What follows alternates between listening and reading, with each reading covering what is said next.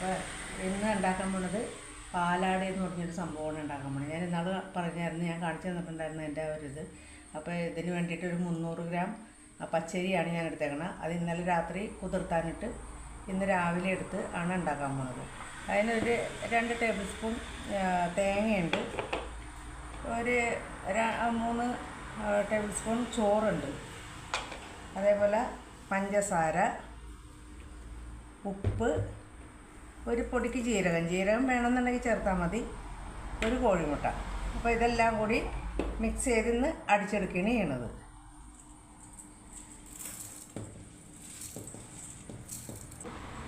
തേങ്ങ എല്ലാം കൂടി, ഇത്രയും പഞ്ചസാര, അതേപോലെ അതിനാവശ്യത്തിനുള്ള ഉപ്പ്, ജീരകം എന്ന് പറഞ്ഞാൽ ഒരു പിഞ്ച് ജീരകം ഞാൻ എൻ്റെ ഇഷ്ടത്തിന് ചേർക്കണതാണ്.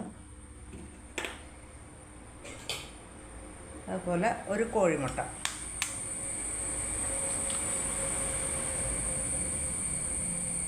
ഇതിലേക്ക് ആവശ്യമുള്ള വെള്ളം ഒഴിക്കുക. ഇത് നന്നായിട്ട് അരച്ചെടുക്കുക, നല്ല പേസ്റ്റ് രൂപത്തിൽ നന്നായിട്ട് അരച്ചെടുക്കുക. അരച്ചെടുത്ത് കഴിഞ്ഞിട്ട് കുറച്ച് ഇങ്ങനെ ഒഴിക്കുക, കുറേശ്ശെ കൂട്ടിയെടുത്താൽ മതി. അതിലേക്ക് നന്നായിട്ട് വെള്ളം ചേർക്കുക.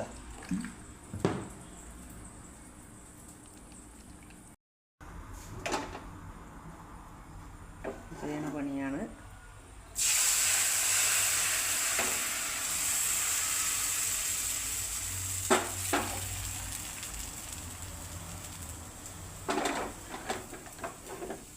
ഒന്ന് സെറ്റാകട്ടെ.